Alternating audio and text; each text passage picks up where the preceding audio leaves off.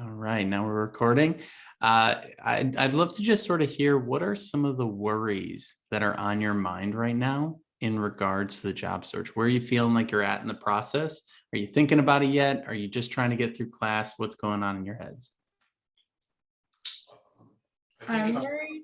Oh, I'm worried about not having an understanding of the scope of my own capabilities and applying for jobs that require a greater scope than my current capabilities. Interesting. Yeah. So in a way, you're looking at job descriptions and comparing yourself to it. Is that sort of what I'm hearing?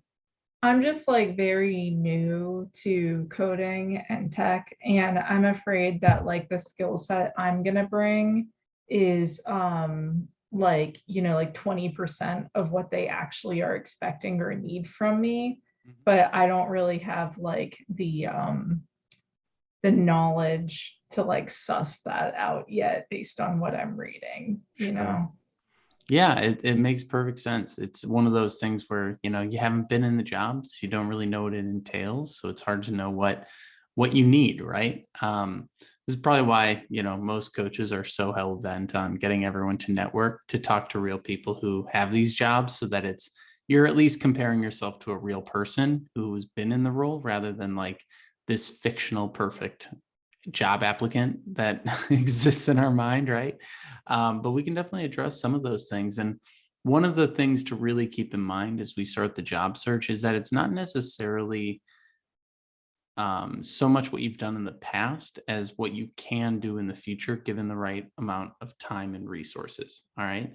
So the other thing that we tend to do is overthink, like, kind of that test mindset. I need to know everything the day of the test or I fail.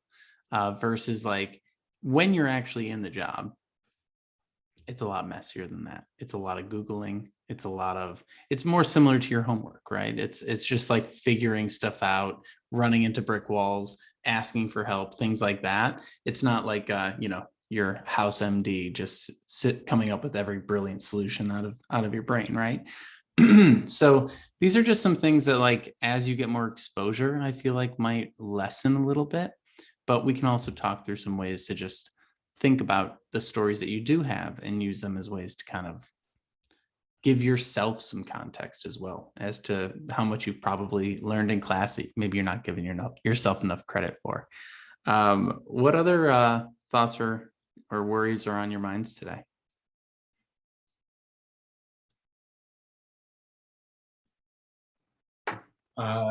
I'm worried I'm not keeping up.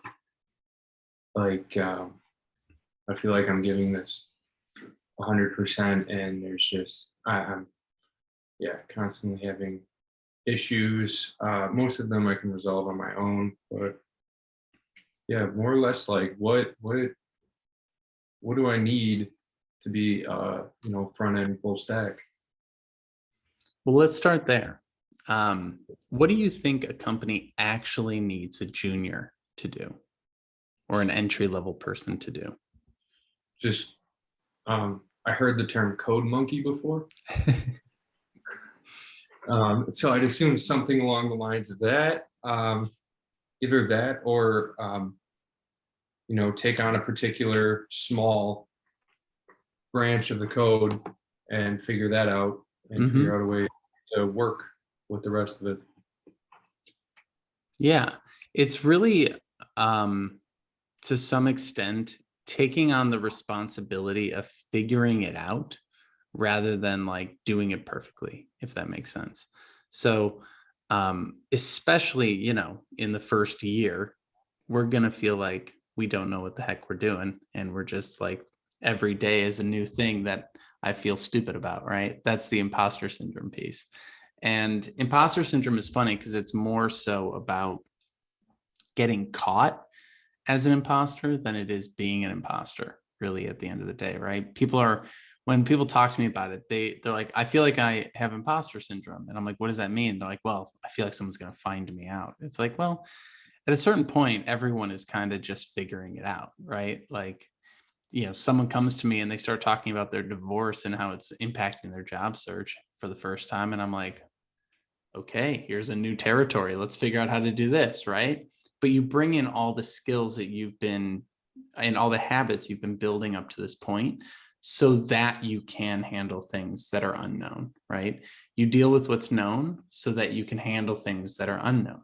So, you develop good communication skills, not necessarily knowing what argument you're going to get in the future with, your spouse or something, but you've built the argumentative skills or the communication skills to handle the argument in a better way, right? So what you're doing is you're building the fundamental skills so that when the unknowns happen, you can respond better. And that's a big thing that I really want us to think about as we get into today's presentation. It's not about having every answer. It's not about being perfect. It's not about avoiding things going wrong. It's getting better at responding when things go wrong. All right. So if you're in an interview and they ask you, hey, do you know C++? And you don't, the worst answer is, no, I don't. A good answer is, though I don't know that, I know these things and they relate to it in this way. And I could probably get up to speed on it in like 3 to 6 weeks. How are you currently using it? And what is it that you're trying to accomplish with that? And how important is that to the role? So it's a conversation about what you could be doing for them rather than an interrogation into what you are, if that makes sense. So a lot of this is just you're building the baseline skills to respond better when you don't know something rather than to try and know everything, because that's impossible, right? No one knows everything. And you'll find out very quickly once you get into a role, the person that you looked up to in the interview, like this person's a god. They come in and they're like, what's this? I don't know how this works. And you're like, I do. And then you feel smart for a second, a second. Like my favorite thing was getting into advertising and realizing most people who worked in advertising had never like tweeted or used YouTube and like didn't know how it worked. And I was like, okay, well, I don't know how that stuff works either, but I guess I'm not the dumbest person in the room, right? And sometimes it's okay to be the dumbest person in the room too, but we'll talk through all this stuff today. Because again, the goal here is not to ace the interview and have nothing go wrong. The goal is to be the person who is cool, calm, and collected when things go wrong so that you can kind of roll with the punches better. When we talk about confidence, which is a big piece of why we want to develop a good pitch, confidence is more about being comfortable than being right. Okay? So we'll dig into that stuff. Any questions on that before we kick off the presentation? All right.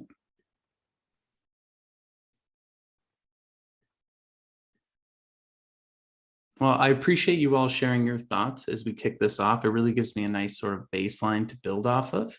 But who the heck am I? All right. So my name is Martin McGovern. I am the founder of Career Therapy.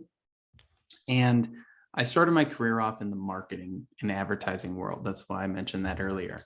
And what I was doing in that space and what I really learned about myself was that I love behavioral psychology, persuasion, all these things. I love figuring out like why people do what they do, right? And I use this skill to help companies create marketing to get your money. It was a lot of fun. It was interesting. It was also a little bit kind of, I don't know. Do I want to be getting people to spend more money on their credit cards? That seems weird. And so I started getting more into like personal branding and personal marketing and things along those lines and helping individuals brand themselves and sell themselves better. And that was leading to people getting jobs and all sorts of other things. And it was really fun. And then I found out about this whole world of education and coaching and started slowly moving from the marketing world into the education space. And over the years, I've worked with basically every boot camp that's out there, minus a few, and lots of universities around the country, and also built my own business around how to manage the emotional and promotional sides of the job search so that you can be more confident and again, cool and collected in your job search. And so what I've been working on is really taking these marketing skills and reverse engineering them so that you can talk to companies the way that they talk to you, so that you can sell to companies the way that they're selling these roles to you, and so that you can get money back from these companies that are so good at getting money from you. Right? So that's our goal here. How do you actually talk to companies in the way that they talk to you? Because it's a two-way street, right? There's a lot of stuff out there around passion and you know, your mission and your values and all that stuff. And those are really good things to think about when you have the time and luxury to do so. But when the rubber meets the road in the job search, it's about problems and skills. Companies have problems and you have skills, and a job is the skills solving the problems. If you can formulate that equation for yourself, it's much easier to find a job. It's not because you're the world's most passionate developer. It could be partially the mission, but at the end of the day, it's because they have problems you like to solve. All right. And we'll get into some of the cliches around that as well. Today, we're going to be digging into your post-grad pitch. We'll talk through a lot of theory and we'll talk through a lot of like interview prep and get into some of the weeds on like how to talk in a variety of situations, but you'll also get a sort of template pitch that you can then use moving forward in your resume, your LinkedIn, your just general networking and things along those lines too. So keep an eye out for that. And this is a bit of an early congratulations for your upcoming graduation when it comes. It's going to be a real celebration, I'm sure, but it's also going to be quickly followed up by my very slow computer changing slides. Just a minute. There it is. By this face staring at a computer for many, many hours a day. I'm seeing that already is hitting some nerves there, right? So we're getting ready for it. Okay, it's coming. It's okay. It's kind of brutal, but if we have the right perspective on it, it can also be a little bit fun. A little bit. I don't know why I chose this as my profession. The job search is definitely one of the most stressful times in people's lives. But I'm telling you, you know, if you look at it the right way and you look at it as a skill you're building that will benefit you throughout your career, it can be a lot of fun. And what we're going to talk today about is a lot of communications. Now, here's some of the things that we're going to cover. The presentation is broken out into 3 different sections. The first section is to put them first. All right. The second section is to share your unique stories. We all have some. And the third one is to perfect your post-grad pitch. All right. So a lot of theory, a little bit more practical, and then ending on the most practical piece for you to take away at the end of the day. What do I mean by putting them first? What do you think? Take them. Like the company. Mm-hmm. Like And go ahead. talking about like what they produce and what they add to the world and value and how you want to be like a part of that or something. Absolutely. Talking about their concerns, their needs, their problems, right? At the end of the day, the job search, although the internet will tell you otherwise, is not really about you. I mean, it is about you, but it's also not about you. And that's a good thing, because I tend to find that when it's all on you, when the spotlight is 100% on you, and you've just recently graduated and you're not confident in your skills, it just quadruples the amount of stress you feel. So what I'm trying to do by saying it's not about you isn't make you feel bad, is to make you feel good, because there's a lot less pressure, right? You don't have to be perfect. It's not about you. It's about them. And also, companies aren't perfect. They're complete, I want to say shit shows, but then I don't know if I should swear, but hey, we did it. All right, moving on. We want to take a them first approach. We want to make it all about their wants and needs, and we want to build trust and rapport with the company. This last piece is the big one, right? I'm going to give you a script. I'm going to tell you some things to say, but at the end of the day, you can say things in 100 different ways, as long as you are bringing the right energy, right? Tone is very important, right? What you say, you could say the same thing with 2 different tones, and it can mean completely different things, right? And so we want to bring the right tone, build rapport, build trust, ask questions. You know, there's this fine line that we have to walk between lacking confidence and arrogance. And right in the middle is comfort, okay? We're looking to be comfortable not confident. We're looking to be knowledgeable, but not arrogant. And we're looking to be, and we're trying to avoid sharing too many insecurities, and be more helpful than oversharing. I'm going through a lot, but we'll get into it. What are some of the things that you definitely should not say when introducing yourself? Let's say you get asked the question, tell me about yourself. What should you absolutely not say? That you're planning to start a family. Because if you're a woman, then they won't hire you. Hey, there's a lot of bias out there. I'm not gonna push back. Yeah, that's definitely something that might cause companies some concern. Then again, there's also legality around that. So, there's always a line to walk in how much you want to share. Though I do know that most people who are in the middle of or in early pregnancy or something like that will, hold back on sharing that too early. They'll wait for the right time and place. What are some of the things that you think are most common for graduates of a boot camp or a school? What do you think they typically say to companies when asked, tell me about yourself?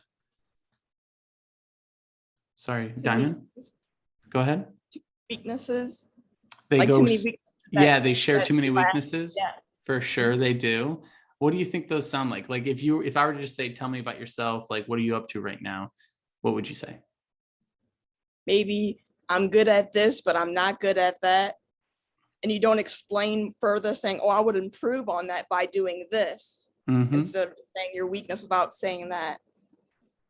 Yeah, especially when asked the strengths and weaknesses question, right? Like that question, we'll definitely talk through that question because a big thing of what you get asked in the interview is they're asking you lazy questions and we're giving lazy answers to lazy questions. And unfortunately, that leads to a lazy interview and people don't want to hire you. So how do we give good answers to lazy questions? We have to kind of dig a little deeper, right? So one of the things that I hear most from boot camp grads is they say something like, I recently graduated and I'm excited for the opportunity to learn in this role, receive mentorship, and build my career. What do you think? Why do you think this is something not to say? Because it sounds like you're too new, maybe. Mm-hmm.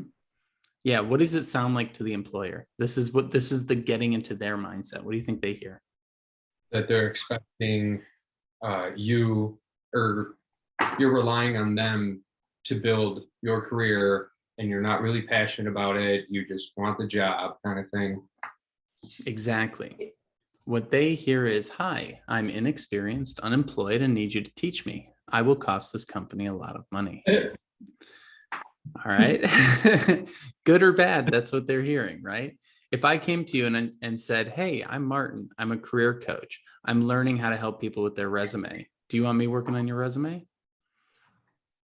I'd give you a shot. You'd give me a shot, but you wouldn't want to pay me very much.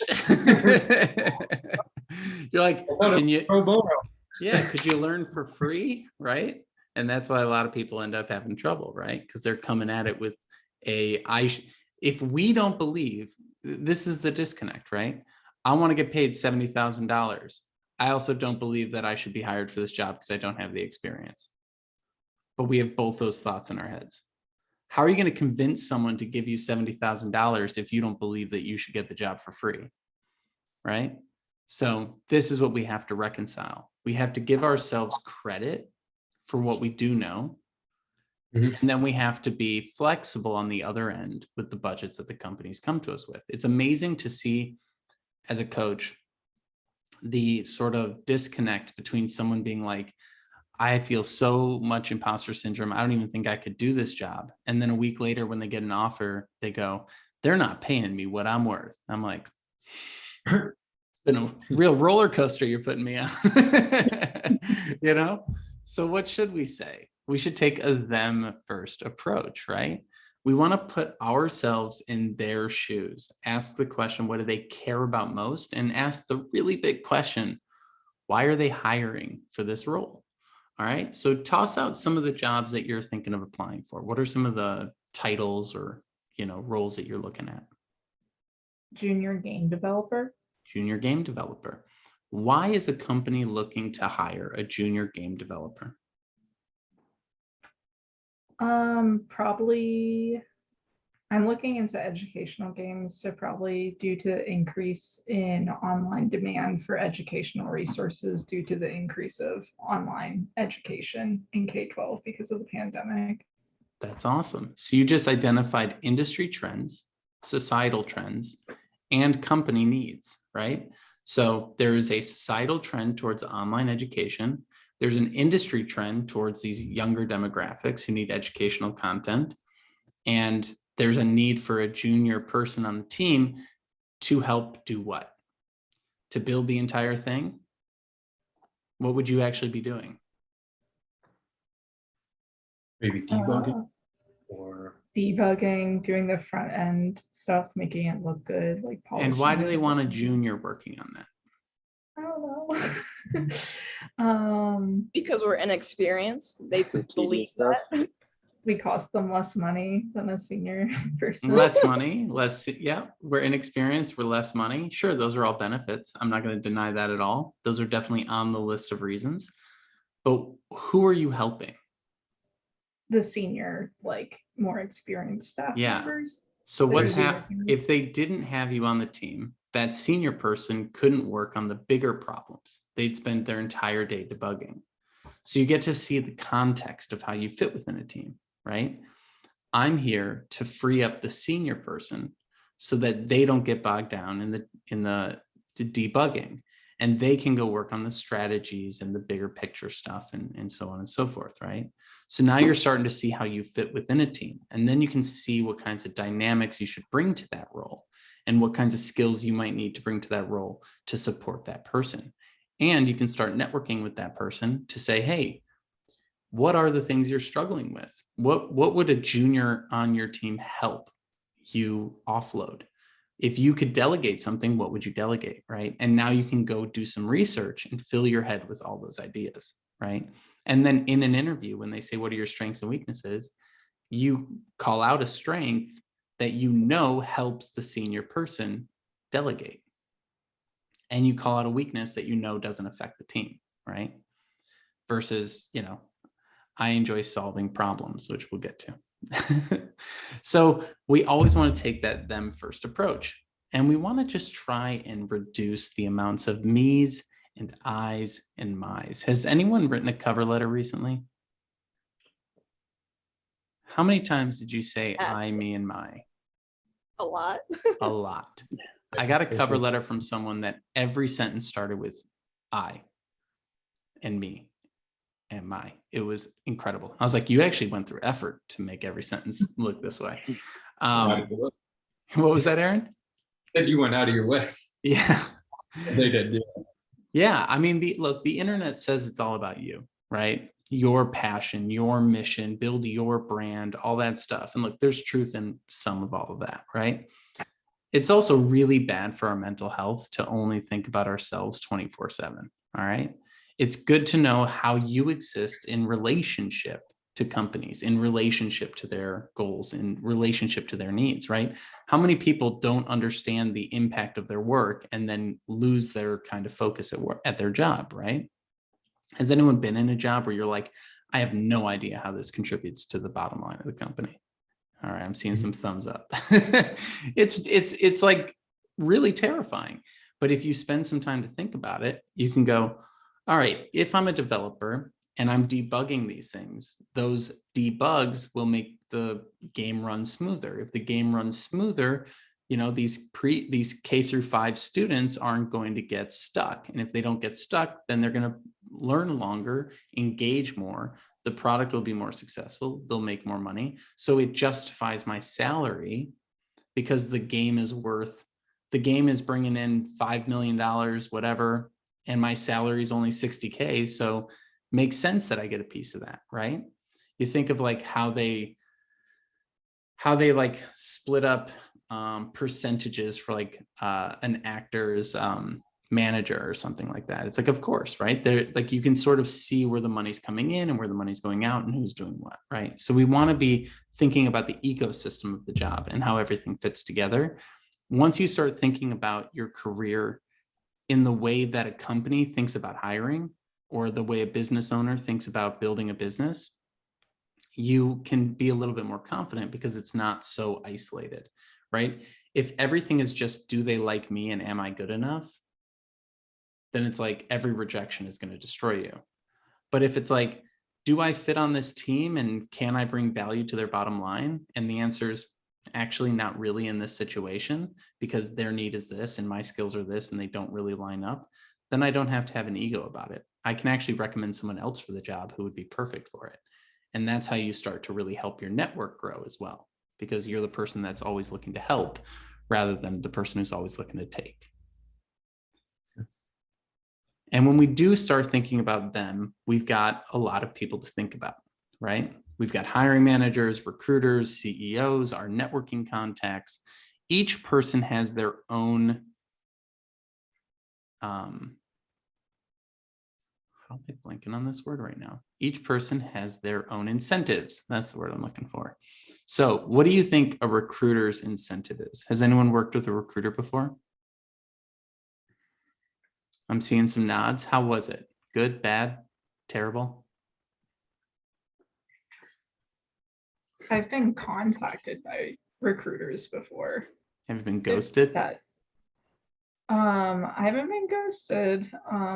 I've just had a lot of recruiters come and beg me to work for them. So that's my experience with Fair recruiters. enough. Yeah. What's the reason that you did or didn't work with them? Is it pay? I just asked the pay range for the role, and if it was less than a current offer I had, I went with somebody else. There you go. The most common thing I hear with bootcamp grads who work with recruiters is that they get ghosted, or that the recruiter kind of overpromises, right? And so if you really break it down and you think, well, what is a recruiter's incentive, right? What's their incentive to help me? How does a recruiter get paid? By getting employees. By getting people employed. How? But like, where does the money come from? Do you pay them? They negotiate with it, the salaries. Oh, I thought companies had recruiters. What was that? I said, I thought companies had the recruiters. So companies do have internal recruiters, and there's external recruiters that get a commission of your salary. So a lot of recruiters work on commission.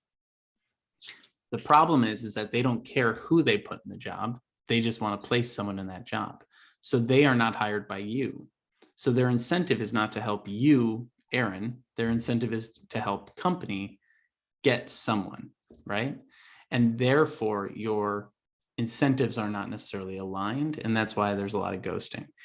If a recruiter gets paid a percentage of the salary, they would naturally want to get people hired into more senior roles.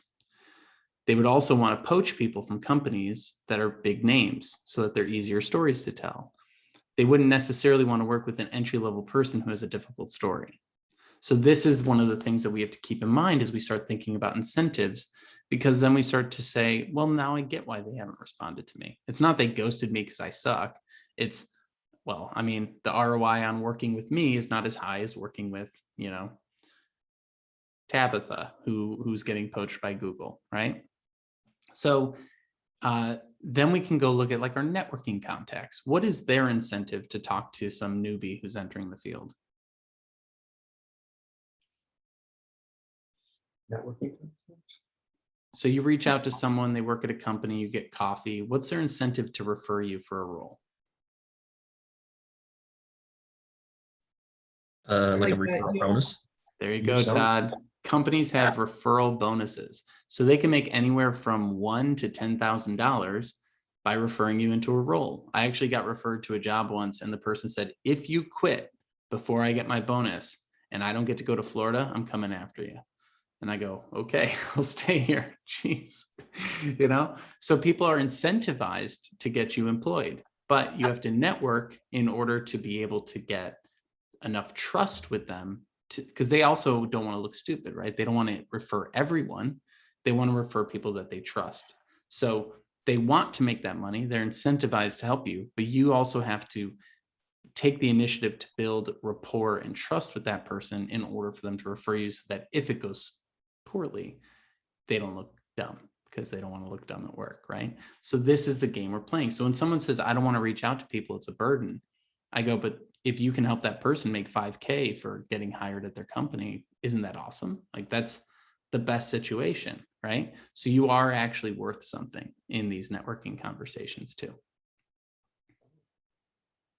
And when we start thinking about what they want, we can just start talking, what is the ROI of your role? Now, this isn't like necessarily like scientific. I'm not trying to come up with a specific number of your ROI.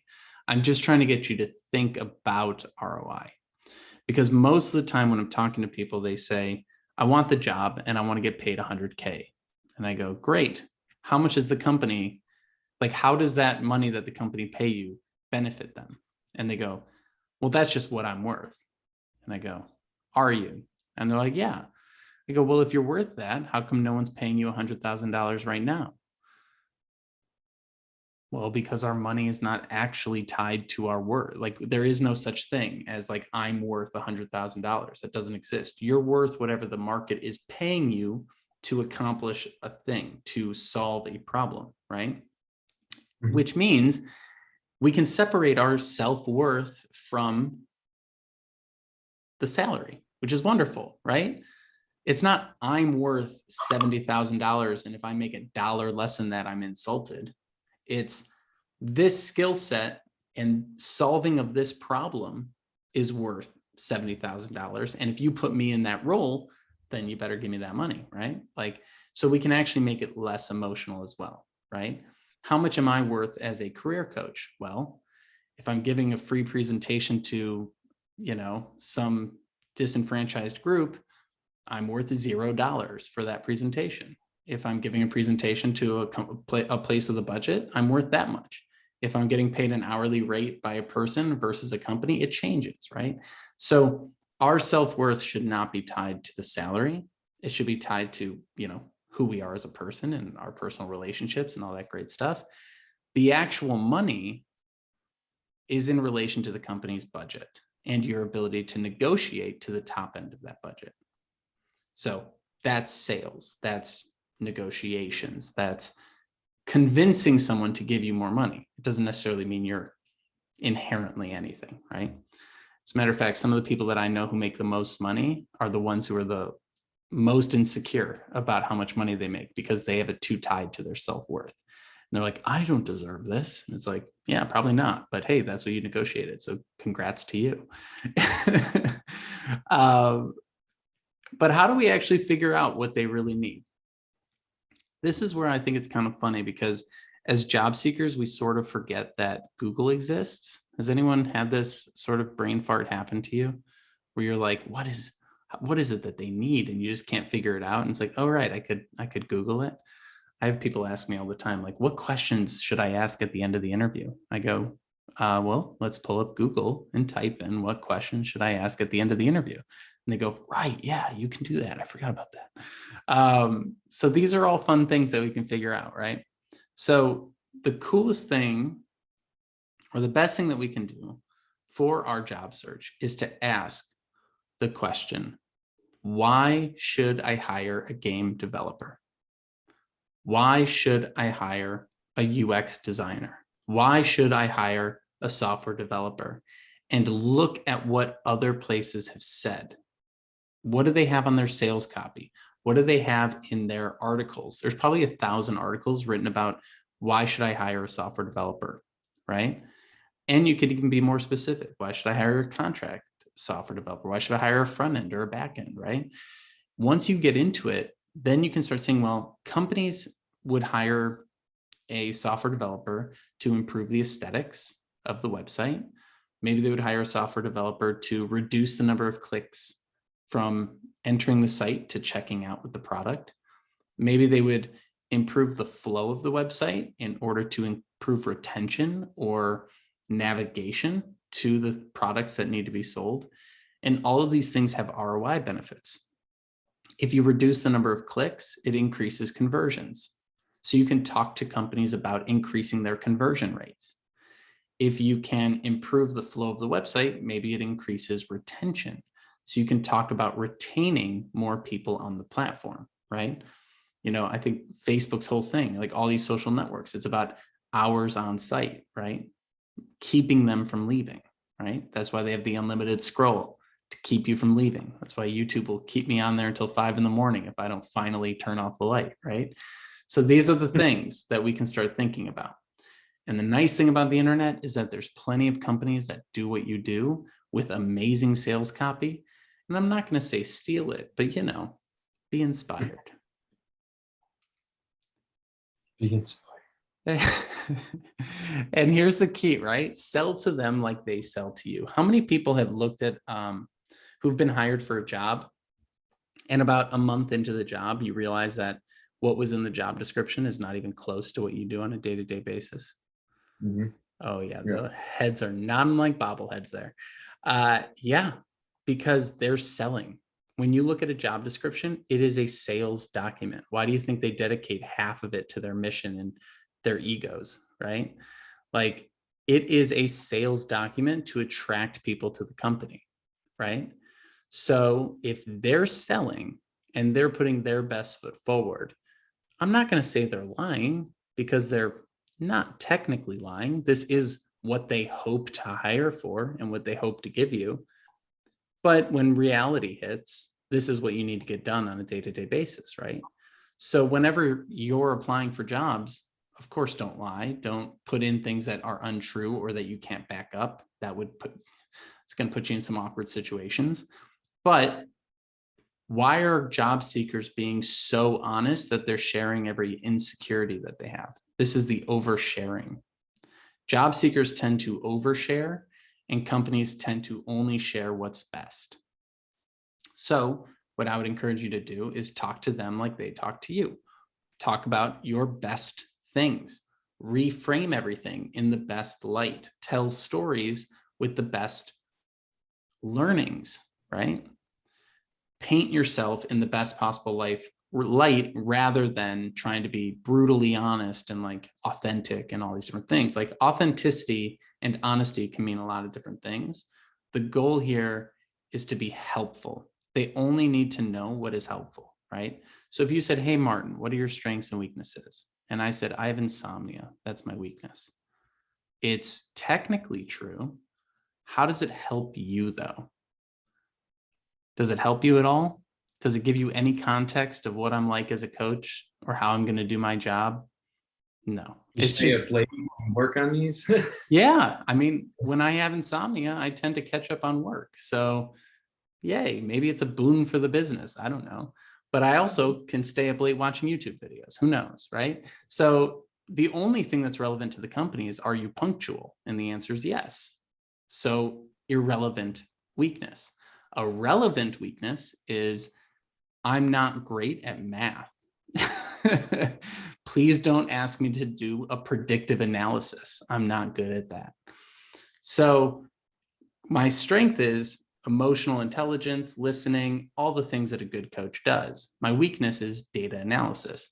And by giving them that information, I'm giving them relevant information that they can use to help put me in the right role, rather than irrelevant information like procrastination, which is what everyone talks about. Oh, I procrastinate. Yeah, well, who doesn't? You know, who doesn't procrastinate? Whether you're procrastinating on work or something else, everyone procrastinates. I mean, procrastinating eating well. I mean, how much pizza have I eaten in the last week? I don't want to admit, but it's too much. I'm procrastinating on eating well. So when Nike comes to you, they say, just do it, right? They don't say, our shareholders need more money. Could you please buy some of our shoes? Right? If you go to a company or let's say you come to me and I say, why do you want to work at this company? Because I need a paycheck, because I got rent to pay. Yeah, so does everyone. So what? Right? That's not going to get you the job. As a matter of fact, it will very quickly lose you the job, because it shows a lack of awareness and care about their needs, right? That means that you're just going to take your check and bail. In the same way that Nike wouldn't say, our shareholders want more money, please buy our shoes. What they say is, do you like to go hiking? And you go, yeah, I love to go hiking. Do your shoes ever slip when it's rainy and you're hiking? Yeah, that happens fairly often. We have a new boot that has like slip resistant Teflon bottoms. I don't know, I'm making stuff up.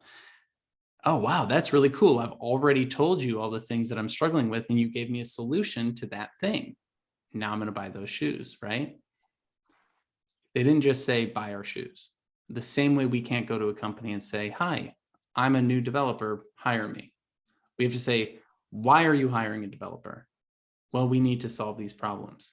Okay, here's some skills that I think might solve those problems. That sounds great. We love those skills. Hey, I have those skills. Oh, join the team. Let's get things going, right? That's the way that we need to start doing this stuff. We need to think about it in their perspective and sell to them the way they sell to us. I'm going to pause here. Any questions on what we've gone over so far? I know I'm throwing a lot at you real quick.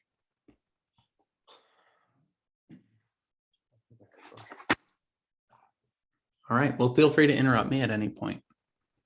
Okay.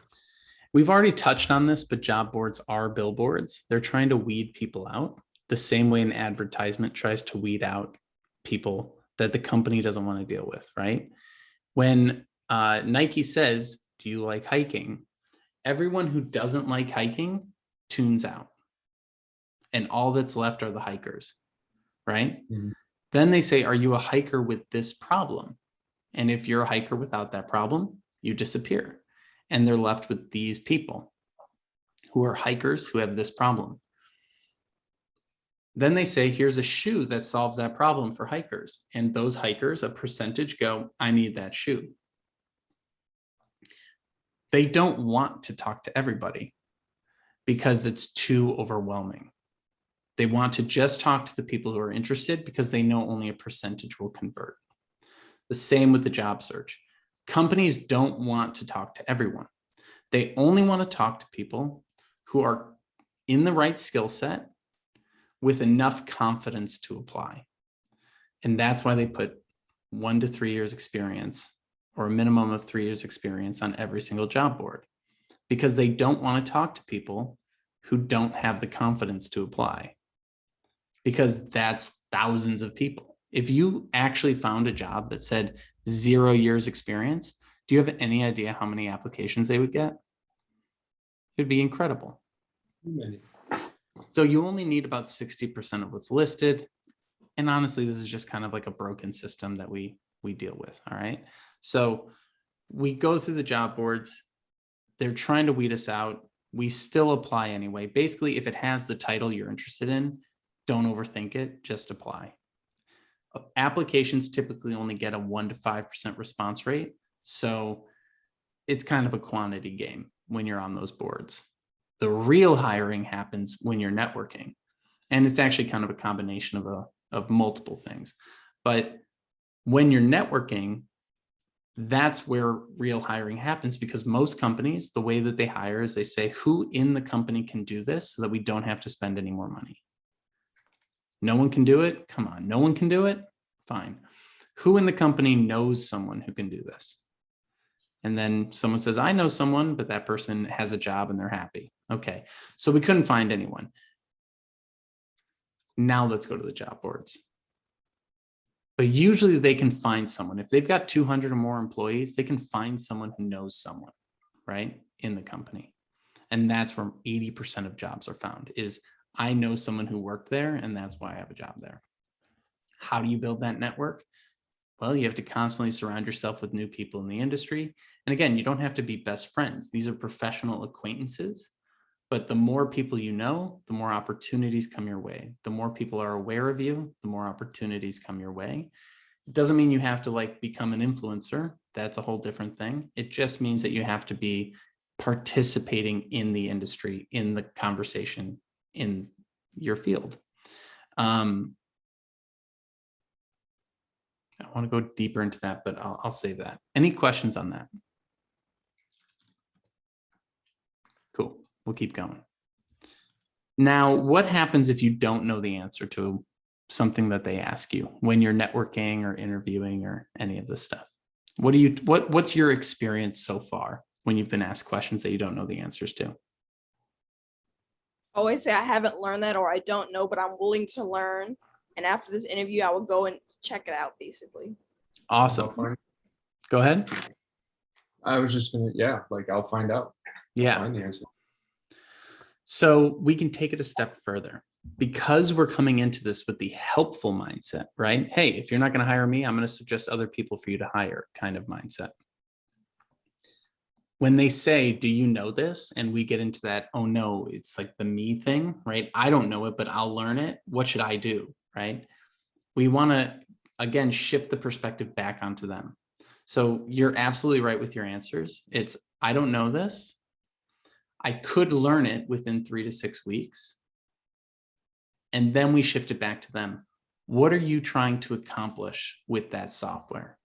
What are the problems that you're trying to solve? What are the goals you're trying to achieve? And now I know why I'm learning these things. And now we can get into a conversation about those problems rather than keeping the focus on the thing I don't know. Because maybe I have other solutions. When I worked in marketing, I would meet with people all the time and they'd be like, we need a new website. And I'd be like, why? And they'd go, because we need more clients. And I go, do you get clients through your website right now? And they go, no, that's why we need a new website. I go, where do you get your clients? Through email. Okay, maybe you don't need a new website. Maybe you need to improve your email marketing strategy. Oh, that's a lot cheaper than a new website. Yeah, it is. So now you're being the most helpful person and you're coming up with solutions that they might not even know of themselves. And the truth is you're never going to know everything. It's more important to build rapport and, again, try to understand why they need this thing than to worry about whether or not you have it or don't have it. I mean, the truth of the matter is if you don't have it, you don't have it. You know, when someone says, hey, Martin, can you build a algorithm that will predict when people will get jobs? It's a very simple answer. No. I've been asked to do it before. I failed at it. I'm going to stick in my wheelhouse. So these are the things that we can really start to get confident about, because once you know what you're good at and what you're not going to get all, you know, twisted up when they ask you something that doesn't fit within your skill set. Because the truth of the matter is that sometimes when you don't get a job, it's a good thing. Like companies can kind of catch something that they need that you don't have. And it's not that you're a bad person or you didn't deserve the job or anything like that. It's just, it wasn't a fit. And sometimes how many people have gotten jobs before that weren't a fit and you regretted it almost immediately? Yeah.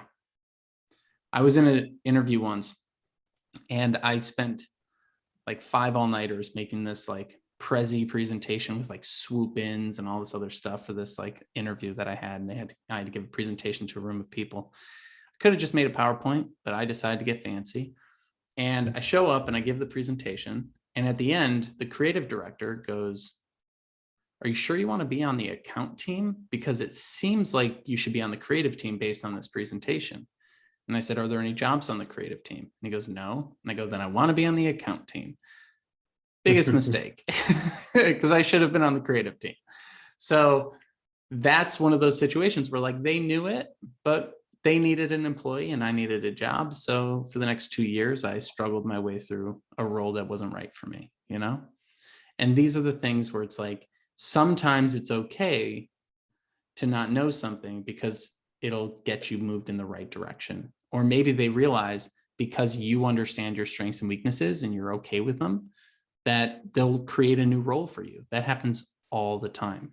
These companies are creating these job descriptions with estimations of what they want, not with, you know, hard lines. So sometimes there's some flexibility. Maybe it's a contract role instead of a full-time role. Maybe it's more front end and less back end. You know, you can negotiate some of the responsibilities as well.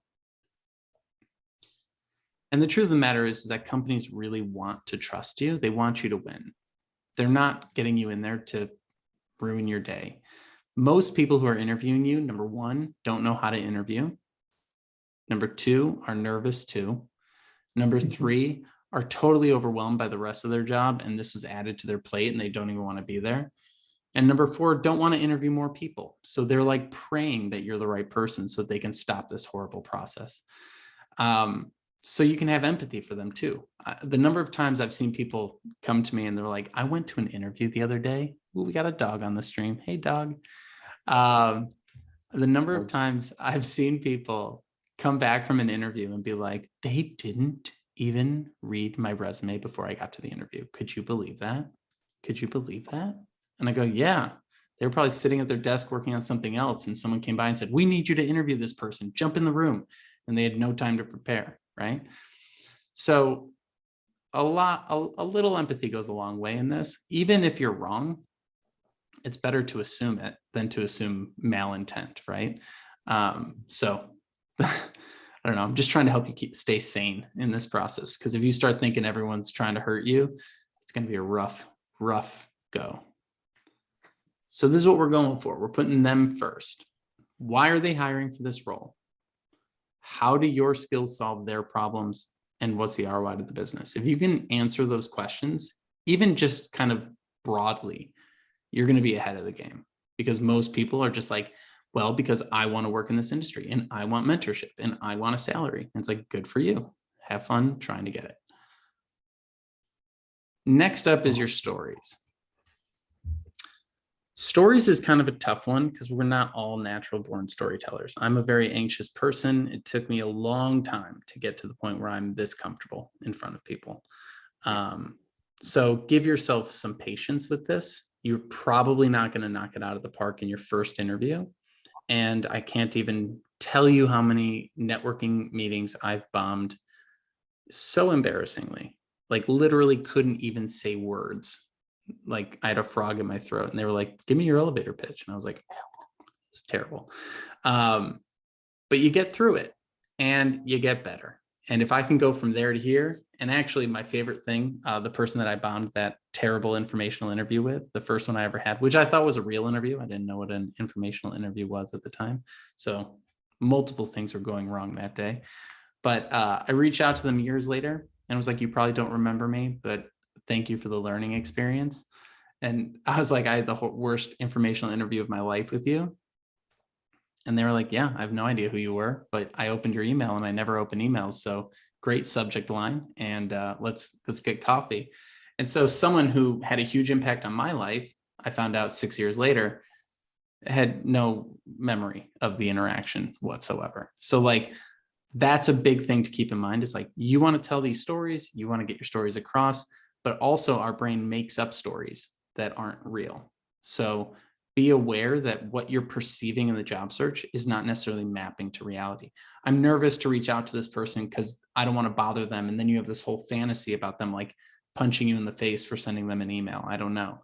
But like the chances of them actually caring that you sent an email, number one, they're probably going to be flattered. Number two, if they're not flattered, they're probably just not going to care. Number three, they would rather delete it than respond and be angry. And number four, if they respond angrily, they've got other issues and you don't want to talk to that person anyway. So there's a lot of things to think about here. I'll come back from that tangent real quick. Speak more to what you can do than what you have done. And this addresses sort of what we talked about at the beginning.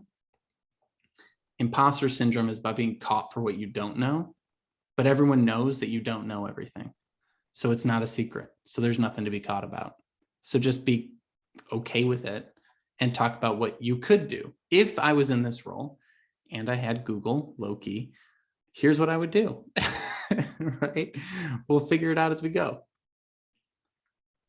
So what are some of the things that you should not say, all right, when introducing yourself? I hear this one all the time. I like to solve problems. Has anyone said this or heard this? Yeah. I've never had it in an interview, but What was that? I've heard people say. Yeah. That's just the definition of a job. The definition of a job is I solve problems. The real question is, do you solve this job's problems, right? So whenever someone says I like to solve problems, and that's like literally on their bio, I go, great. I know someone who needs their dog walked. Can you do it? And they go, what? No, I'm not a dog walker. I said, but you like to solve problems, you know? That's my I like to solve very specific problems. And then the question is which ones, why, and how do they help a business, right? So be specific. The other one is I like to make a difference. I want to make a difference. You'll also see most of what I'm saying here, companies are guilty of too, by the way. Like companies are like, we're mission driven. We are going to change the world. You're not going to change the world. As a matter of fact, how about you learn how to get your customer service line to pick up the phone within 24 hours before you talk about fixing the world? All right. These companies are a little BS too. But what I'm trying to help you do is just get more specific. If you want to make a difference in what way, in what industry, doing what things, solving what problems, right? So specificity is important here. Because what they hear is, I don't understand the value of my work or why you would hire me. So I'm just going to say I solve problems or I wear many hats. All these things to avoid getting specific. And I get it. We don't want to get pigeonholed either. So there's a happy medium between the two. But we have to come up with that on our own. We have to spend some time to think through it. Now, sometimes people, when they're prepping for an interview or something, they're going to try and memorize like hundreds of questions, like memorize answers to hundreds of questions. And this is, I guess, a good exercise. I won't stop you from doing it. But it's also going to drive you kind of mad. When in reality, you only kind of need 4 to 6 good stories. And the stories that you tell don't need to be the most charged stories. They don't need to be like the worst time I ever had a negative interaction with a coworker was.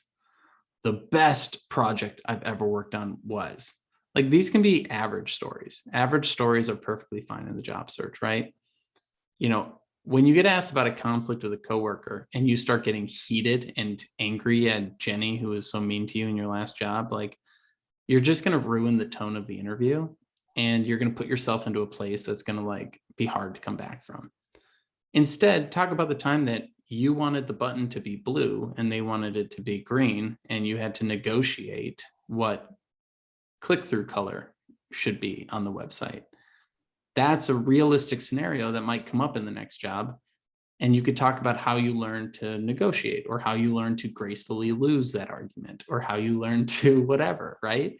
The learning is more important than the actual story.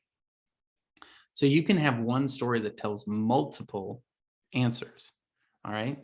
So sit down and think about a couple of times that you struggled, a couple of times that you succeeded, a couple of times that you were in conflict, and a couple of times that you showed leadership. All right. One time that I showed leadership was when I was a contractor. The manager of the team went on maternity leave, and they asked me to come on full time to run that team for 6 months while they were out. Okay, that's a story of leadership. Within that story of leadership, I can talk about a conflict I had with a coworker, a conflict I had with a student. I could talk about the metrics that we were trying to hit and how difficult they were to hit. I could talk about 15 different parts of that situation, and those could answer dozens of different questions in the interview, depending on what it is that I want to do. So think of it like, one of those, apologies to anyone who, doesn't eat animals, but you go to a steakhouse and you see one of those cows on the wall, right? There's it's like cut up into all the different shapes of all the different cuts, right? Well, it's a one cow, one story, and you're going to take this piece off, and that's going to be the filet mignon story, and you're going to take this piece off, and that's going to be the butt story, right? So these are the things that it's the first time I've tried to use that imagery. I don't know if that hit or not, but but these are the kinds of things that we can think about when cutting up a story, right? So you've got a story. Think of the very specific parts of it, okay? At this part in the project, I was dealing with the design team. Here were the issues that we had. Here were the outcomes that we had. At this point of the project, I was dealing with the legal team. Here were the issues that we had. Here were the outcomes that we had. And you can really chop that thing up. The key here is to not be vague. If I said, tell me about a time that you had a conflict with a coworker, and you said, well, this one time I had a conflict with a coworker, but we worked it out and it's all good. I'm going to go, cool, man. Like what? I have no idea what just happened. You just repeated my question. So what you need to say is, in this place at this time, I was dealing with this person on this issue. We had this conflict and had this solution, and here was the outcome that we got. What I learned from it was blank. More specifics in everything that you do. And it will help you not ramble, though I'm guilty of being very rambly, as you can see. But what you're going to do here is just build out the image for the person. They weren't there.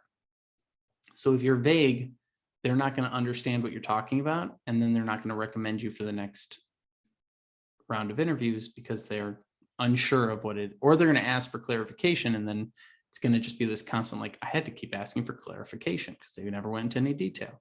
So who, what, where, when, and how, the more specifics, the better. Of course, talk about your coursework, your projects, your extracurricular activities, everything. Go back through your curriculum and sit down and say, this project, what did I learn about myself doing this project? Did I learn that I'm really good at presenting? Did I learn that I'm not so good at the analysis? Did I learn that I really like user research? Like, what were the things that you learned and what were the interactions you had? All right, get very granular and you'll come up with so many stories. And again, you only need like 4 to 6. So when telling the story, you have all this detail, right? And this is where the rambling comes in. Well, it's important to simplify that down a bit. And this is a very common thing, the STAR method: situation, task, action, result. Definitely go look up some videos online about how to use it. It's a really great method. I created an even worse acronym, the Sparrow Method, because I think it's missing a key thing: the learning at the end. All right. So if I said to you, I was working on this education product at this company, and I gave the specifics. Well, I'll give a real one. I won't say the school's name, but I was working at this one school and they had a job search guarantee. That was a problem because we had to refund people's tuition at the end if they didn't get a job. Was that the school?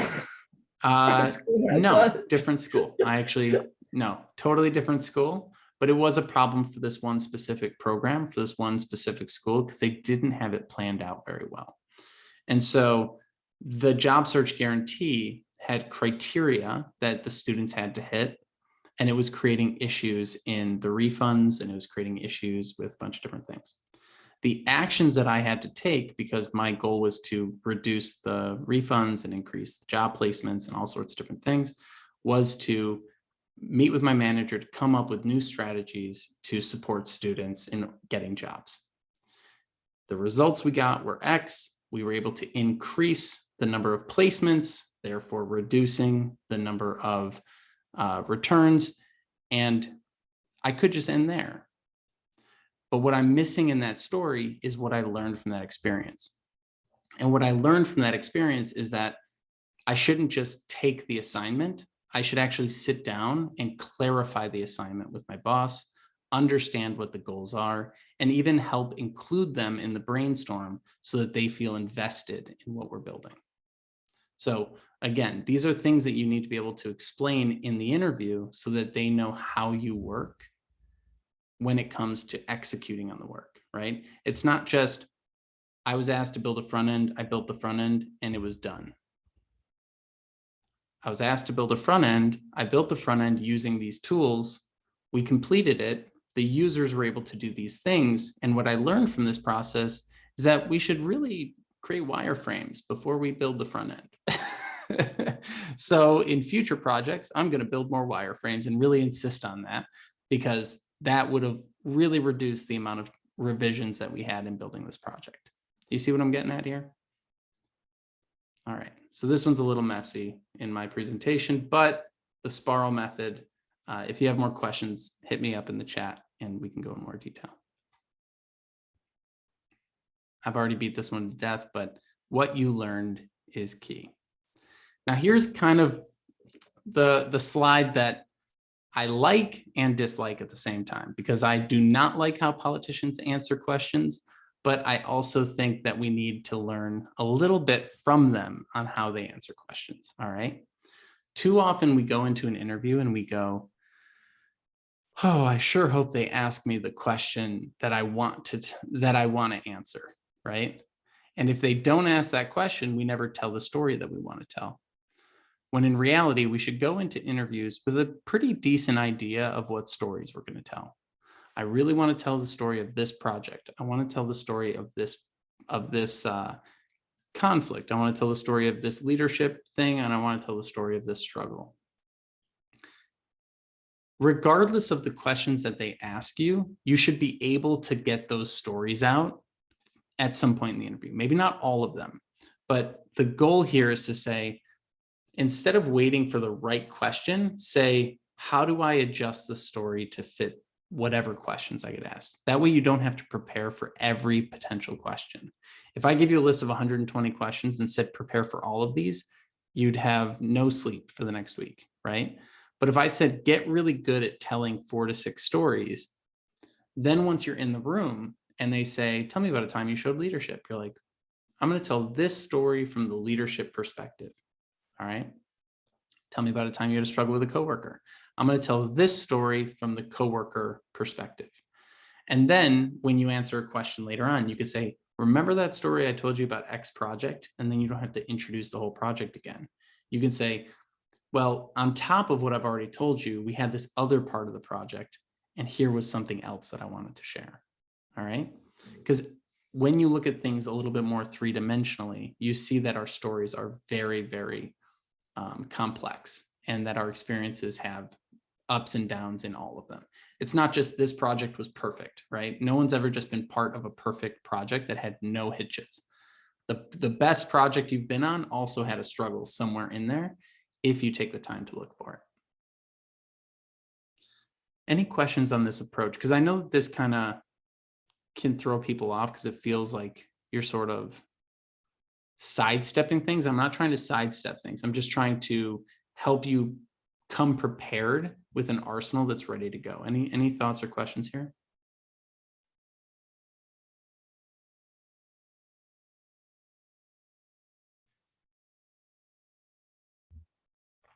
All right. And this brings us back. Go ahead. I was muted. I apologize. No worries. So for the last slide, it's kind of just look for the opportunity to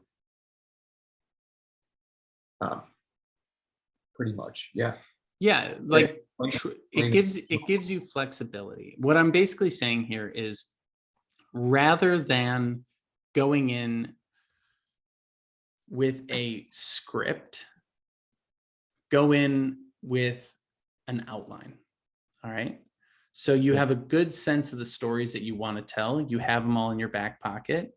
When they ask the question, it triggers a story. It doesn't mean that you always know what question is coming. It means that you always have an answer regardless of what they ask.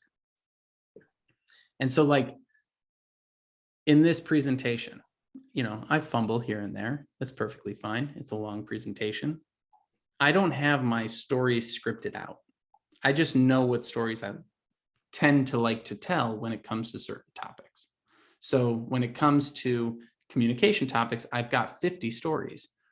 Which one will I tell today is kind of the fun of it, right? And that's where you get to start having fun in the interview, when you're not just trying to answer things perfectly off of scripts, right? If you think of someone who gets up on stage and they've memorized a script, and they miss a word, like if this happened to you in like second grade, it happened to me. You miss a word and then you forget where you are, and then you can't finish the presentation. Versus someone who understands the general concept and can kind of riff off of the topics as they go.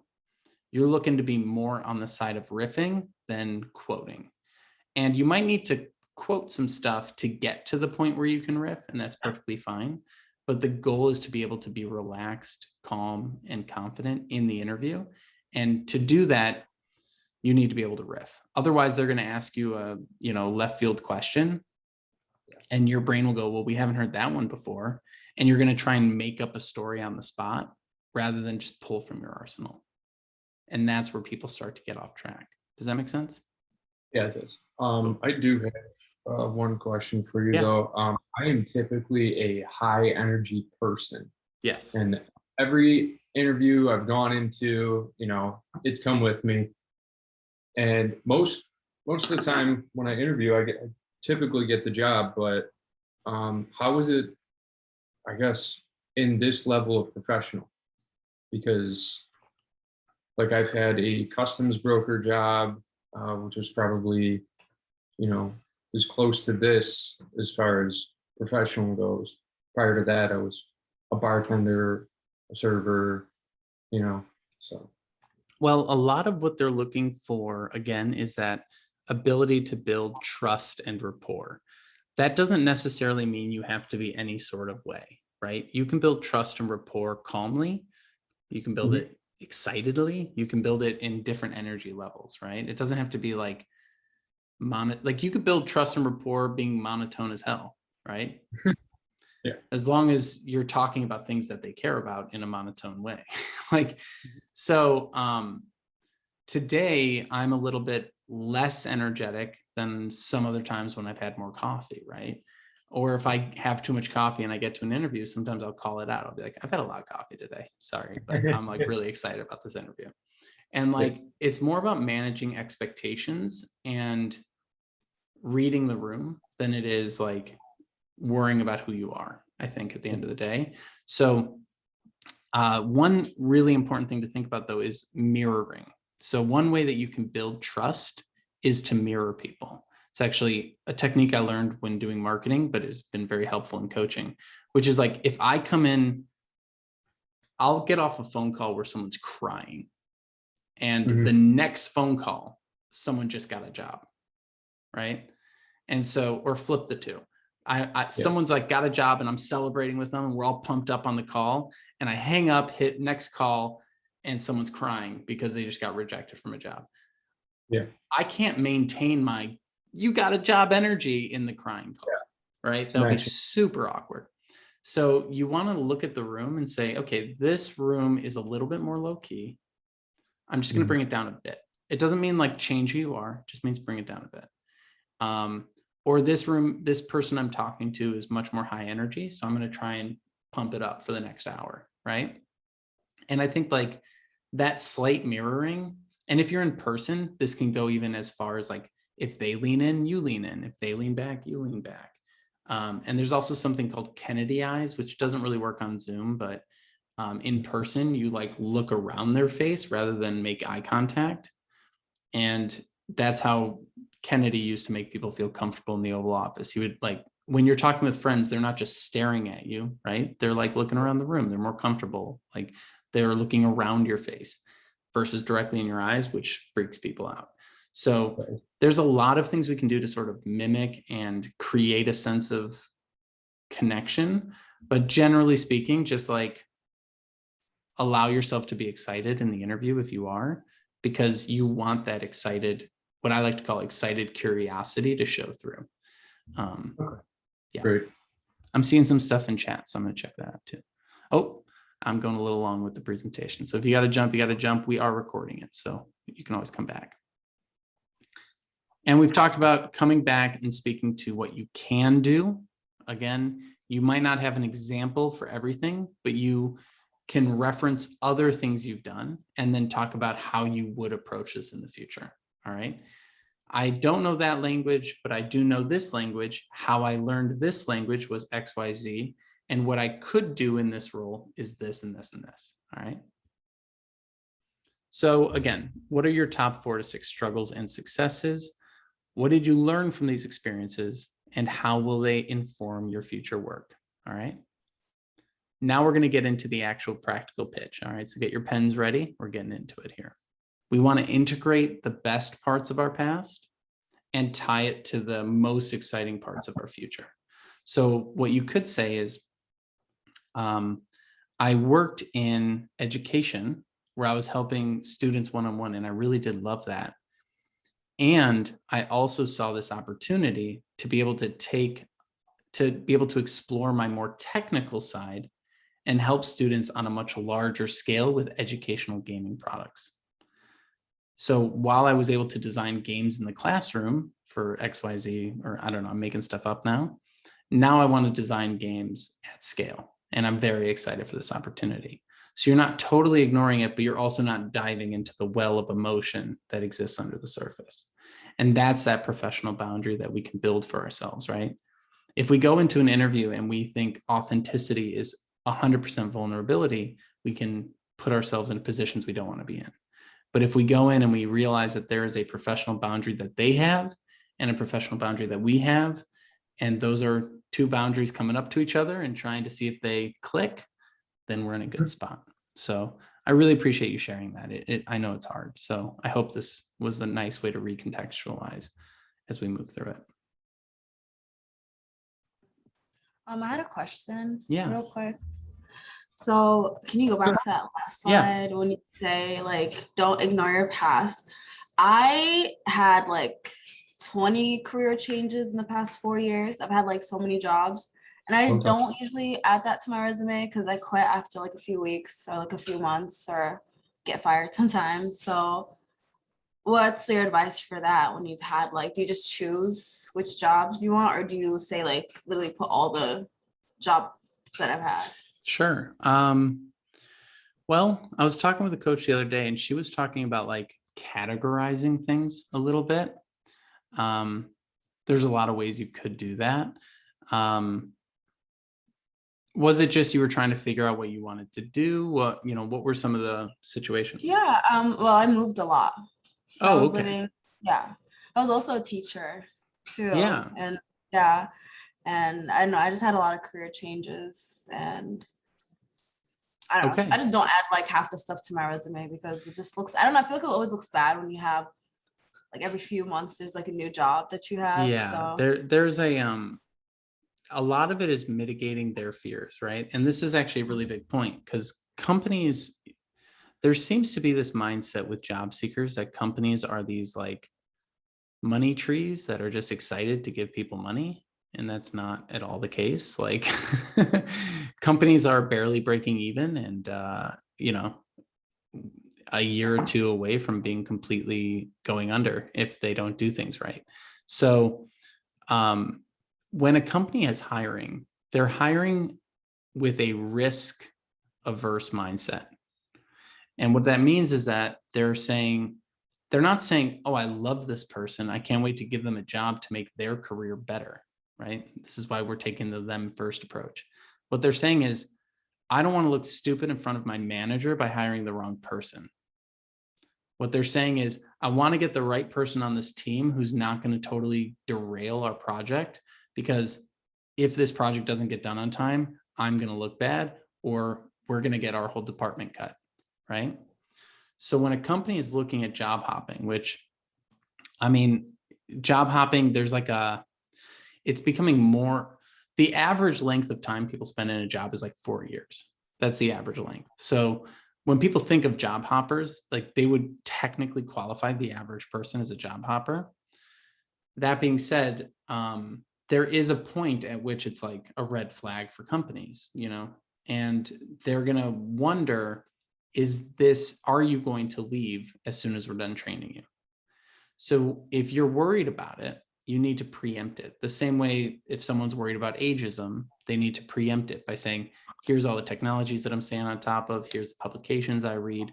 I'm not the person who doesn't know how to use Slack. I'm the person who does. I'm the person on Discord. I'm the person preempt it, right? So if you're worried about the job hopper question, you don't necessarily want to address it head on. You don't want to be like, I know I look like a job hopper, because if they weren't thinking it, now they are.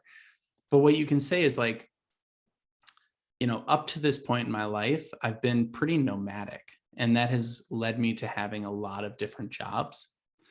And one of the things that I've realized about myself is I'm reaching a point in my life where I'm really excited to kind of settle in and be in a role for a while and become part of a team and kind of establish myself. That's what I'm really excited for. And that's one of the reasons I'm excited about this role, because I think that this is a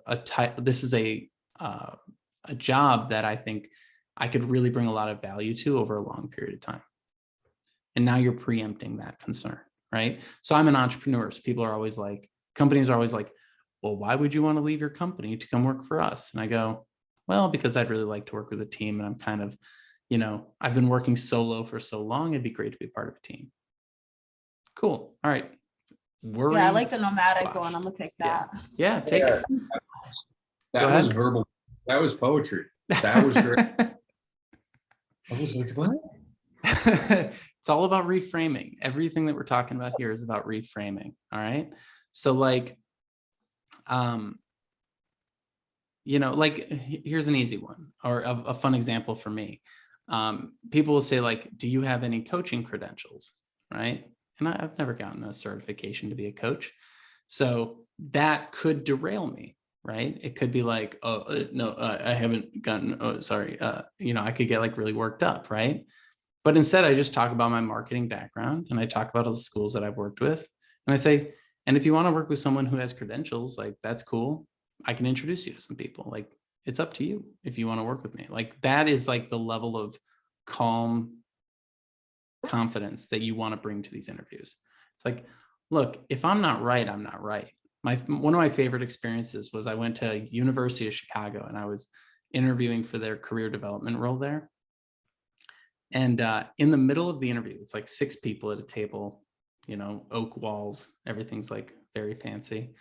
And they look at me and they go, according to your resume, you've worked at like 6 startups and you've run your own business. We think you'd be bored here. They said this to me in an interview. I've never been put in a position. I was like, oh, and I was like, low key. I was like, I need a job. So, I'm going to say yes. I'm not going to be bored. Right. And I was like, no, I wouldn't be bored in this role. I would love this role. And then they were like, really? Because it would take like 6 months to even get like a workshop approved. And in my head, I was screaming. I was like, 6 months. I created a meetup group at 2 a.m. because I was bored. Like, that's not going to work for me. But I was also like, I want a job. So I was like, I don't know. I'm sure I could handle that.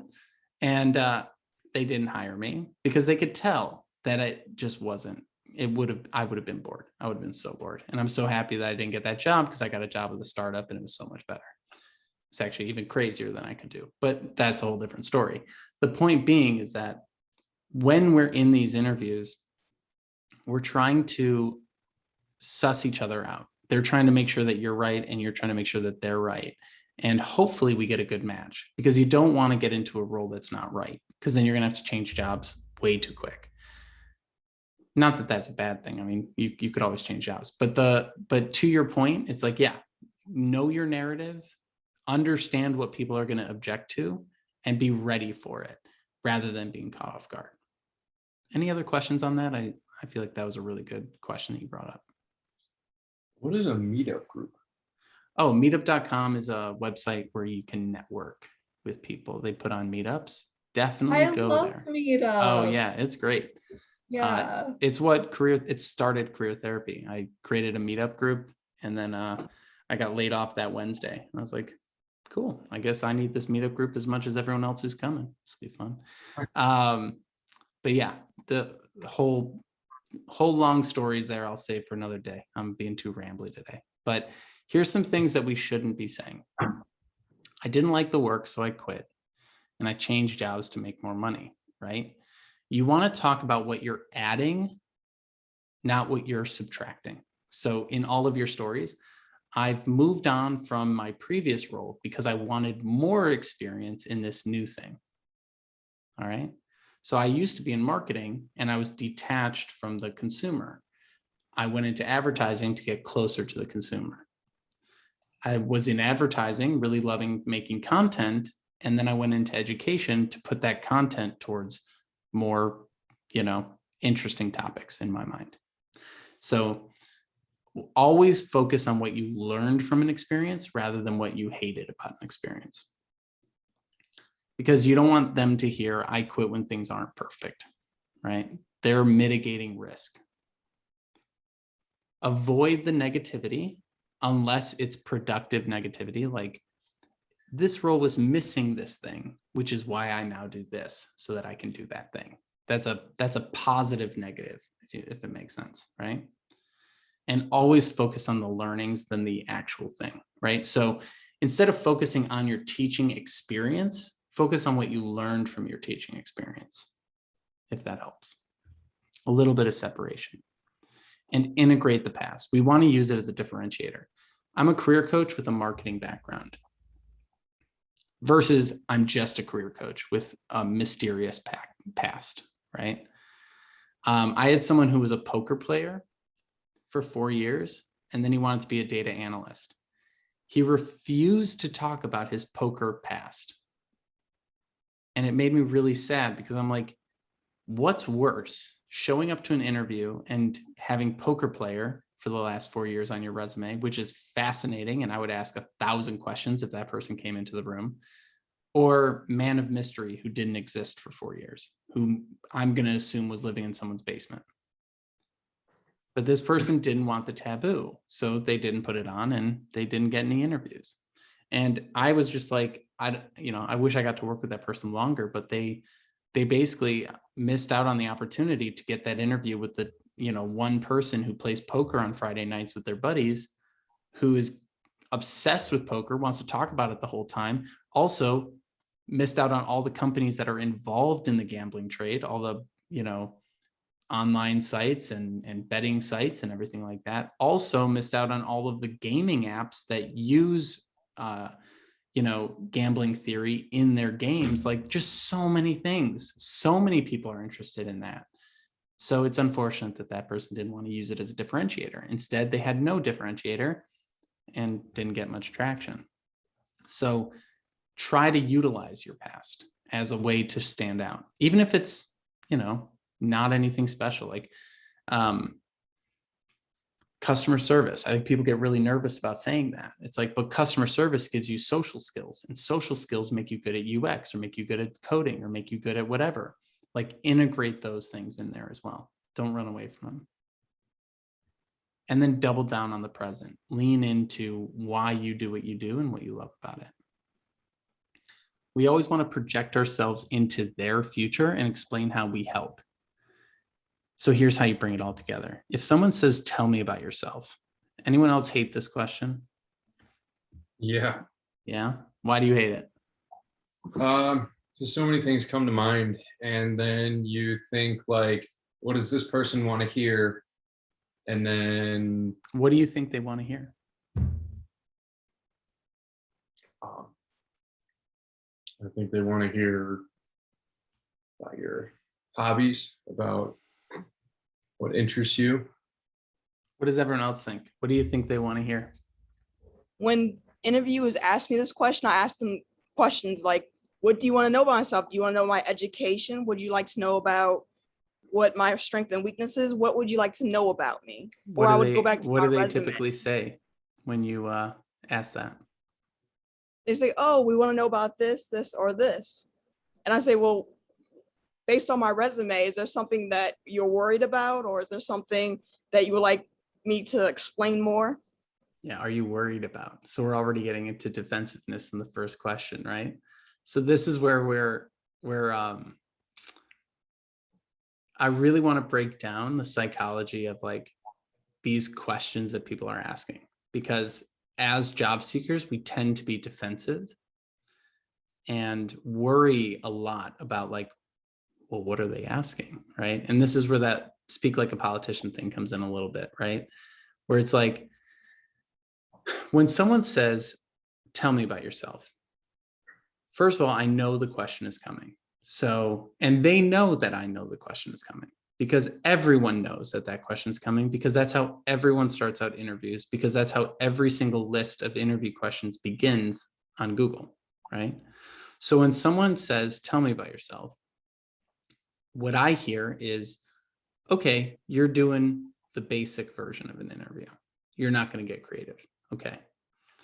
The other thing that I hear is, you have no idea how to start this conversation.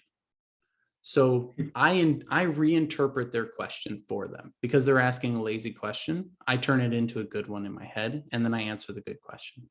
Because the truth is, if I said, why are you asking me that? What do you want to know? They're not going to have a good answer. The best answer they're going to have is, I read it off of the list of questions that I downloaded from Google. And they don't want to say that because it makes them sound stupid. So what I hear when someone says, tell me about yourself is, I have no idea how to kick this off. Can you kick this off for me? Isn't it like just a simple icebreaker, just like It's the just a simple icebreaker. And people hate icebreakers, and I used to rail against icebreakers, but the truth of the matter is that they're helpful. They are helpful because they allow people a minute to get comfortable.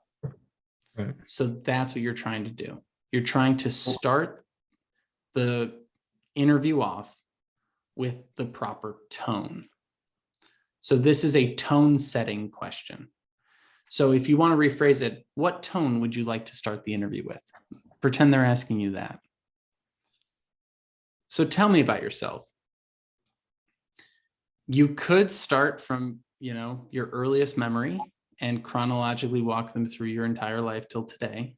It will probably bore them. If I told you at the beginning of this presentation that I was, born in the suburbs of Chicago and went to a Catholic high school, you're already bored, right? Like you don't care, right?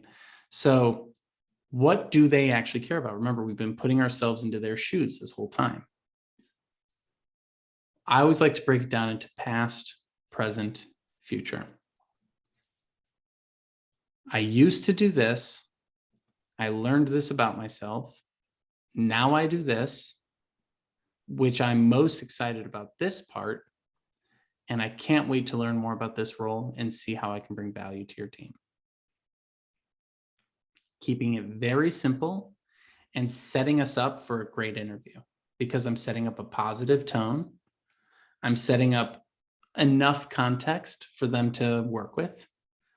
And I'm putting it sort of back to them by saying I'm excited about this role. All right. So if you think back to how I introduced myself today, what I said was, my name is Martin. I started my career in marketing and advertising. What I learned about myself is that I really enjoyed behavioral psychology and what makes us tick. And that led me into the education space, where now I'm taking all of those marketing skills and reverse engineering them to help job seekers get jobs. If this was an interview, I would add on, and I'm excited to learn more about your school and see how I can help your students improve their outcomes.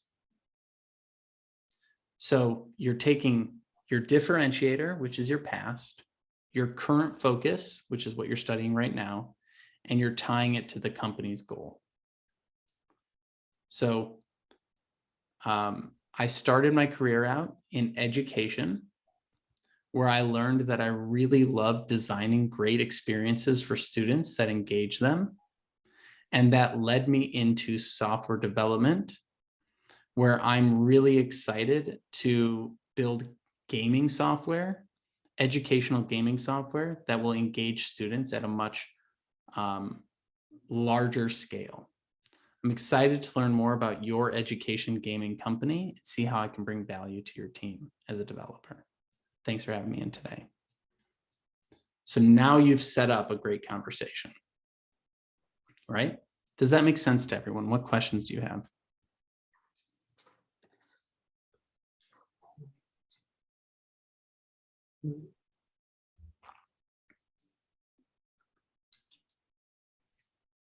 Yeah, feeling it? All right. So then here's a script for you. Merging my background in previous role with current focus, I help companies accomplish these goals. This is the simple pitch, the simplest possible pitch I could create for you.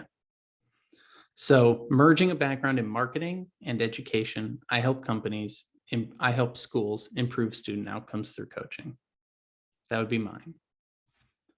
Another example of this might be merging a background in customer service and web development. I help companies create amazing experiences for their users online.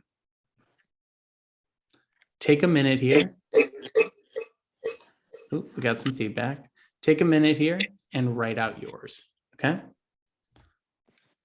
So merging a background in blank and blank, I help companies do blank. This is the shortest way to give your professional history to another human being.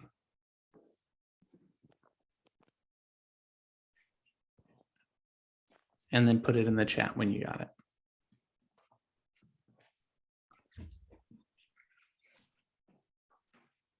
Can you go back two Yep. slides? Thank you.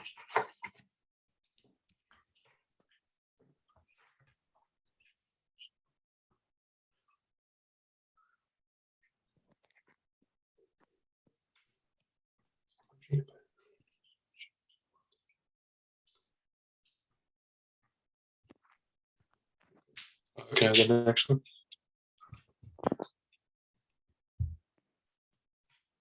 That's it.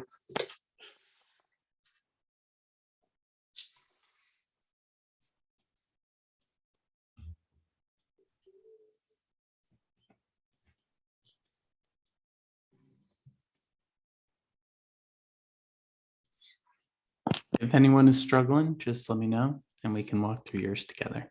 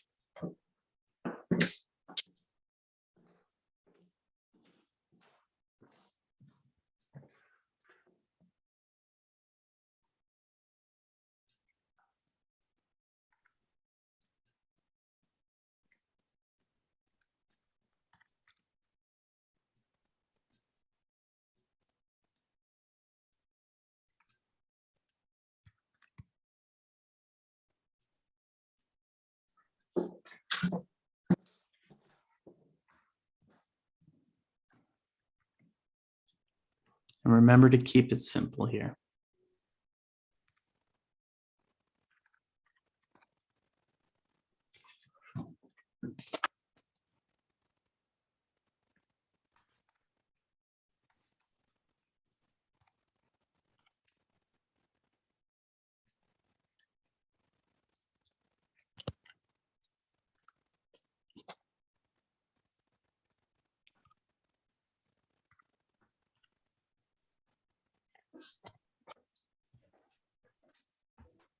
All right, toss it in chat when you got it.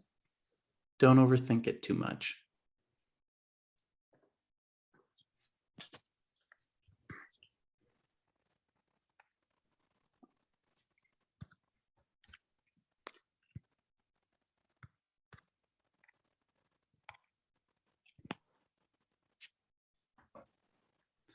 All right, merging a role in data entry and accounting. I help companies collect revenue.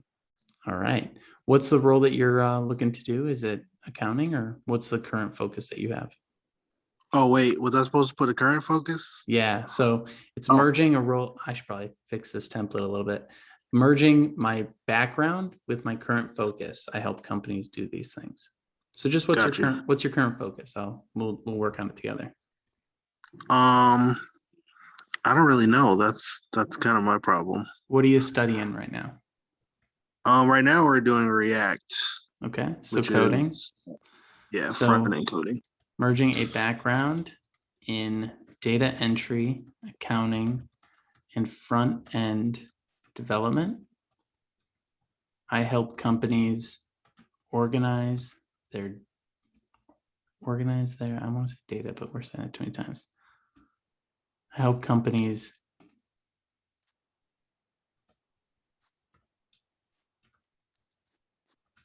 let's just go with that.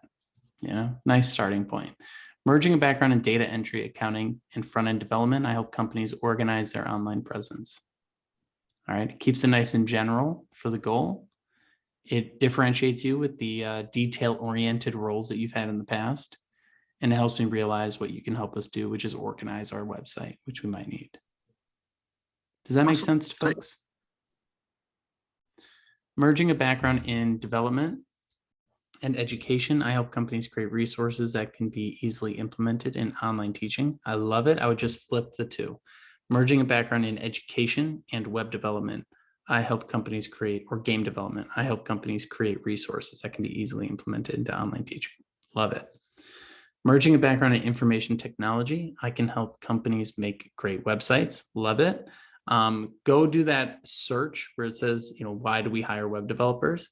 And just look at the vernacular they use. Try and see if you can get inspired by some of these websites, because build great webs or make great websites is just, it's honest, it's to the point, but we can make it a little bit more descriptive.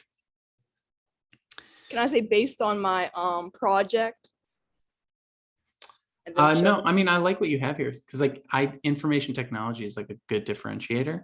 So merging a background in IT and is it web development, right? In web development. Mhm. I help companies create engaging websites. Now, what was the thing from IT that you enjoyed the most, though? In my master's degree, I enjoyed web design. Okay. I help companies create engaging, bug-free websites, something like that. You can play with it. Thank you.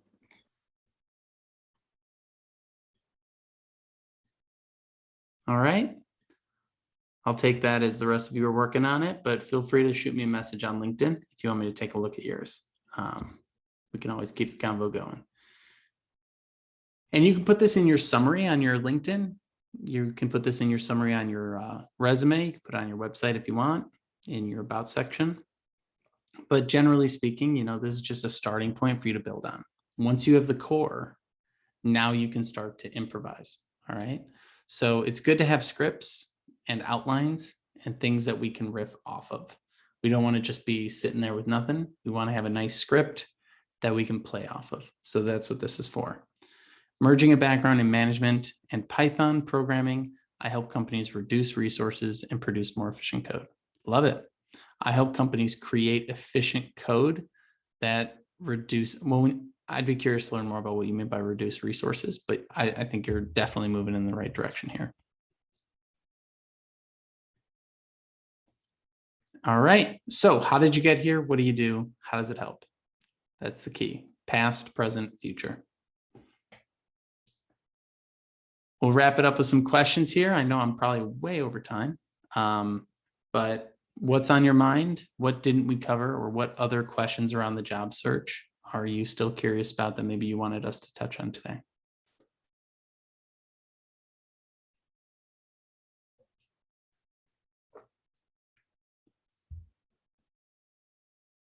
Yes, I have a question. When you're looking for a job, if you have an educational background, how would you figure out what you're worth as in salary? Go to PayScale and Glassdoor and look up the salaries for the roles in your location. That should give you an average to play with. And then when talking to the companies, I would give them a $10,000 range with, to think about. So like, hey, what are your salary expectations? I'm looking to make somewhere between 65 and 75K. Of course, open to be at the high end of that, and open to, and I also understand that there's a lot of other factors in the negotiation, including, education stipends and insurance and things like that. So I'm pretty open to it. And then the key here is to put the question back to them. If you just say your number, it's going to be dead silence. They're going to move on to the next question. You're going to be awkward. What you want to do is say, I'm looking to be in this range, of course, at the high end of it. Of course, I'm flexible with the other things. How does that fit within your budget? And now you're having a conversation about budget rather than just, blurting out a number. At what point during the interview process do you recommend bringing up pay? Should it be like later? Should we not bring it up unless they bring it up, or what? It depends. Recruiters typically earlier, so that you're not wasting each other's time. Companies, I typically wait. I want to see if they are interested in me before I start talking about numbers, because that's when I get my leverage. Once they say I'm interested, now I have the leverage and I get to go, cool, let's talk through numbers, right? I wouldn't force it, but typically it comes up on like the second or third interview. Sometimes like the screener interview will ask you. Again, make it less about you, more about the role and the budget. Based on my research, a role of this type should be a salary somewhere in this range on average. Of course, I'm looking to be at the high end of that range. How does that fit within your budget? It really separates it from you and your worth. It's more about like, if I was advocating for a friend who was going to be in this role, looking at the size of the company and looking at the industry that they're in, what should I expect them to make? And that way it's a little bit less emotional. So yeah, there's a lot of ways to do it. And the truth of the matter is, it's like, it doesn't really matter what you say. At the end of the day, when they send the contract over, you can always negotiate. So I always like to negotiate with an email and kind of bury it with a bunch of other questions, like, what's the education stipend? What's the 401k match? Are you willing to, move up to a base salary of X dollars? And just kind of pepper in a few questions. And then they respond, yes, yes, no, no, blah, blah, blah. And it's pretty straightforward. They're not trying to screw you, but they're also not trying to get screwed. So like, they want to pay you something that will keep you there, but they don't want to pay you so much that other people will get mad that you get paid too much. So they're trying to balance their budgets too. So we actually have like an alumni, I guess if you want to call it, coach, and she advised that to not throw out a number, like have them throw out a number first. Sure. So what would you advise on that? I find that to be a bit more expert level. And I find that most job seekers are so nervous and fumbly that when that moment comes, it's going to be very hard to play that right without a lot of practice. I do agree with the approach, though. If you can get away with not saying a number, a way you could do that is just take out the number piece of what I said. I've done a lot of research on this role, and I have a general sense of what the average salary is. But I know that it fluctuates quite a lot depending on benefits. What does your budget look like for this role? I'm happy to be flexible and find something that would work for both of us. That would be a way I could get around saying a number. So again, it's a lot more about the tone you bring to it and the way in which you present it than what you're saying a lot of the time. Because as long as they don't feel like attacked or anything, you should be okay. And the truth is like, they're not trying to screw you over because they're worried about retention too. And if they are, then good. You'll lose the opportunity and they won't screw you over. Like, that's okay too. But I hope that answers your question. It is a dance. It's a skill. Negotiation we typically only do it like a handful of times throughout our lives. So people are very, very nervous about it. Just know that whatever you say isn't set in stone. So if you say the wrong number and then they try to hold you to it, once you get the offer, you go, looking through this offer, and after really reflecting on all of our discussions, this role is actually has more responsibilities than I thought based on the number that I threw out before. Would you be willing to meet me at this number instead? And sometimes they'll come halfway. Sometimes they'll say no. And the truth of the matter is, when you're negotiating, it all comes down to whether or not you actually have negotiation power, right? If your options are take the job or go back to job searching full time with no income, it really doesn't matter. It's like whatever they're going to offer you. I've seen people turn down jobs that paid $50K because they wanted to make $60K. And then it took them another 3 to 5 months to get a job. And I'm like, how much money did you lose in income and in expenses added up during the 5 months waiting for the $60,000 job? Like, you eventually got the $60,000 job, but that $10,000 after taxes is like $5,000. And you had 5 more months of expenses with no income. Like, terrible decision, right? So again, I wouldn't get too wrapped up in the numbers when you're trying to break into an industry.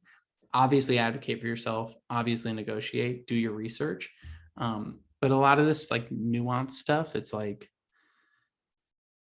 I tell people to negotiate, and half the time people just go, I'm not going to do that. I'm just going to accept the offer. I'm like, I can't make you negotiate, so go for it. You know, whatever. Like most of the money comes when you go from that first job to the second job, when you switch companies. That's kind of the truth of it. All right, I think I've talked all your ears off enough today. I appreciate you holding in there till the end. You know, hit me up. I'm all over the place. You know, let me know if any questions come up. Happy to answer them via LinkedIn chat or whatnot. And you know, got a podcast and stuff, but you'll find it all if you care. So it's been a pleasure. I'll put this up on YouTube and send it out to you all once it's loaded. And I really wish you all the best in your job search. I know it's going to be a journey, and you've still got a lot of school to finish up. So you know, keep your focus where it's needed, and then when you're ready, just stay calm, clear, and collected, and know your story. Thanks, everyone. Thank you. Thank you, Martin. Thank you.